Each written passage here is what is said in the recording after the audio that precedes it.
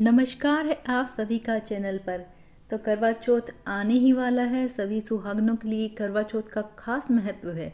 करवा चौथ के दिन जो आप पौराणिक कहानी सुनते हैं वह तो आप व्रत में सुनते ही हैं, परंतु कई लोगों के मन में, कई बहनों के मन में यह जिज्ञासा भी होगी कि करवा चौथ का व्रत कैसे प्रारंभ हुआ और इसे क्यों मनाया जाता है, किसके नाम के पीछे करवा चौथ का व्रत करवा चौथ पड़ा। तो चलिए सुनते हैं वही एक कहानी। बहुत समय पुरानी एक बात है। एक बार एक करवा नाम की युवती थी। वह करवा नाम की युवती अत्यंत सुंदर थी और जवान भी थी। समय बीतने के साथ साथ उसका विवाह भी हुआ, परंतु उसका विवाह एक बूढ़े व्यक्ति के साथ हुआ जो कि एक धोबी था। परंतु करवा ने सहर्ष यह विवाह कर लिया और वह अपने बूढ़े धोबी पति के साथ रहने के लिए तुंगभद्रा नदी के समीप आ गई। वहां पर आस पड़ोस की औरतें और अन्य लोग जब भी पति पत्नी की जोड़ी देखते तो उनका उपहास उड़ाते। कई बार आस पड़ोस की औरतें करवा को कहती कि करवा तू इतनी सुंदर जवान है, परंतु तेरा पति इतना बूढ़ा है, दुर्बल है, तो इसके साथ कैसे रह लेती है। परंतु दुनिया की, समाज की बातें सुनने के बाद भी करवा का मन अपने पति के लिए नहीं बदला। वह एक पतिव्रता स्त्री थी। अब यह आए दिन की बात हो गई। लोग उसे उसके बूढ़े पति के लिए ताना मारते, परंतु करवा अपने पति को ही अपना सब कुछ मानती थी। वह सतीत्व की रक्षा करते हुए अपनी पत्नी धर्म निभा रही थी। बूढ़ा धोबी का रोज का काम था वह तुंगभद्रा नदी के समीप जाकर अपने कपड़े धो के आता था। अब एक दिन की बात है, बूढ़ा धोबी रोज की तरह कपड़े धोने के लिए तुंगभद्रा नदी के समीप गया। तब करवा घर पर ही रहकर अपने घर के दैनिक कार्य कर रही थी। अब होता क्या है, उस दिन एक मगरमच्छ होता है जो बूढ़े धोबी को देखकर उसके पास आ जाता है और बूढ़े धोबी का पैर अपने मुंह में जकड़ लेता है और वह बूढ़े धोबी को गहरे पानी की ओर खींचने लगता है। यह देखकर बूढ़ा असहाय धोबी कुछ नहीं कर पाता, तो वह अपनी पत्नी का नाम जोर जोर से पुकारता है। वह कहता है, करवा करवा मुझे बचा लो, इस मगरमच्छ से मेरी रक्षा कर लो। यह सुनकर करवा भागी भागी अपने घर से बाहर आती है और तुंगभद्रा नदी की ओर दौड़ पड़ती है।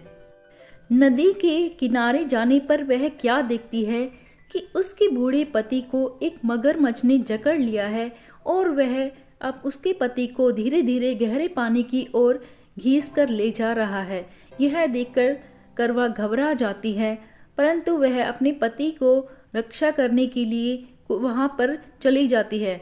वह एक पास में ही पड़े कच्चे सूत को लेती है। वह कच्चे सूत को लेकर पानी में उतर जाती है और उस मगरमच्छ का पैर उस कच्चे सूत से बांध देती है और उस मगरमच्छ को घीसकर वह नदी के किनारे ही एक पेड़ पर बांध देती है। कच्चा सूत इतना कच्चा होने के बाद भी वह मगरमच्छ टस से मस नहीं हुआ। वह अपनी जगह से हिल नहीं पा रहा था। इसके पीछे कारण यह था कि वह धागा जो करवा ने बांधा था वह उसके सतीत्व के कारण एक मजबूत गांठ बन गई थी, जिसके कारण मगरमच्छ अपने आप को नहीं छुड़ा पा रहा था। अब वह अपने पति को किनारे पर ले आती है, परंतु अपने पति की दशा देखकर वह अत्यंत दुख हो जाती है और उसे साथ ही मगरमच्छ पर भी बहुत देर से गुस्सा आता है। इतने में वह यमराज को बुलाती है। यमराज उसके सामने प्रकट हो जाते हैं। तब गुस्से से भरी हुई करवा यमराज के सामने हाथ जोड़कर खड़ी हो जाती है। वह यमराज से कहती है कि मैं एक पतिव्रता स्त्री हूँ।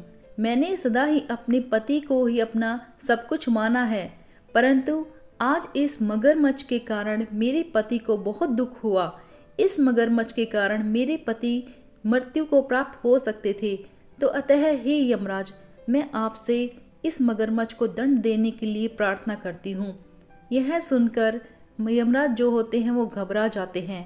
वह कहते हैं कि करवा, तुम्हारे पति को इस मगरमच्छ ने मेरी ही प्रेरणा से पानी में खींचकर मौत के घाट उतारना चाहा था, क्योंकि तुम्हारे पति की आयु अब पूरी हो चुकी है, तो इस कारण उसकी मृत्यु निश्चित थी। यह सुनकर तो करवा और भी अधिक क्रोधित हो जाती है। वह कहती है कि मैं अपने पति को इस तरह से नहीं मरने दूंगी। इस मगरमच्छ को आप मृत्युदंड दीजिए और मेरे पति को आयुदान दीजिए ताकि मैं सदा सुहागन रहूं। यमराज एक सतीत्व नारी के सामने झुक जाते हैं। वह सुनकर सोच में पड़ जाते हैं कि अब क्या किया जाए। तो वह करवा के हट को देखकर, उसके निश्चय को देखकर उनको भी पीछे हटना पड़ता है। वह मृत्युदंड मगरमच्छ को दे देते हैं। मगरमच्छ मृत्युदंड पाकर यमलोक को सिधार जाता है और यमराज उसके बूढ़े पति को आयुदान देते हैं और उसे आशीर्वाद देते हैं कि करवा, तुम जैसी पतिव्रता स्त्री और सतीत्व नारी मैंने नहीं देखी है, तो मैं तुम्हें सदा सौभाग्यवती रहने का आशीर्वाद देता हूँ। साथ ही यह भी आशीर्वाद देता हूँ कि तुम जब तक जियो तुम्हारे नाम का गुण यश गान सभी जगह हो। पूरे विश्व में तुम्हारा नाम पूजा जाएगा और तुम्हारे इस सतीत्व के कारण ही जो औरतें अपने पति की लंबी आयु के लिए व्रत रखेंगी, उनका व्रत करवा व्रत के नाम से मशहूर होगा। यह कहकर यमराज वहां से चले जाते हैं। करवा अपने बूढ़े पति को अपने घर ले आती है और अपनी सेवा से उन्हें स्वस्थ कर देती है। इस प्रकार से यमराज के आशीर्वाद से करवा का पति जब तक जीवित रहा, वह दोनों बहुत ही हंसी खुशी रहे और करवा सदा सौभाग्यवती बनी रही। और इसी तरह करवा का यह यश पूरे नगर में, देश में फैल जाता है। सभी औरतें उसके पतिव्रता धर्म की बहुत ही बड़ाई करती हैं और उसी के कारण वह सब निर्णय लेती हैं कि हम भी आज से करवा के नाम से यह व्रत करेंगे। तो कहा जाता है इस तरह से करवा चौथ के व्रत का नाम करवा के नाम के ऊपर रखा गया और औरतें उसे ही अपना आदर्श मानकर अपने पति की लंबी आयु और उनके दीर्घायु स्वस्थ होने की कामना के कारण ही करवा चौथ का व्रत करती हैं। तो देखिए, एक सूत के धागे में कितनी शक्ति थी कि वह किसी मरते हुए इंसान को भी लौटा लाया।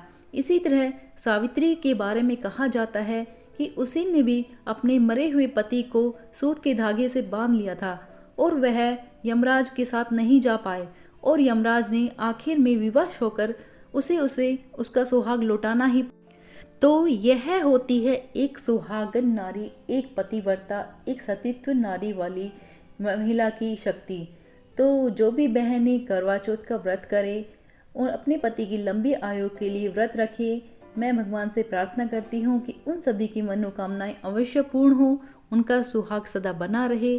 अगर आपको ये कहानी अच्छी लगी है तो प्लीज़ आप इसे अपनी अन्य सुहागवती बहनों में भी शेयर कीजिए और कहानी को लाइक कीजिए। अगर चैनल पर नए हैं तो सब्सक्राइब कीजिए। इतनी सुंदर कहानी में अपना साथ बनाए रखने के लिए बहुत बहुत धन्यवाद। जय करवा चौथ माता की।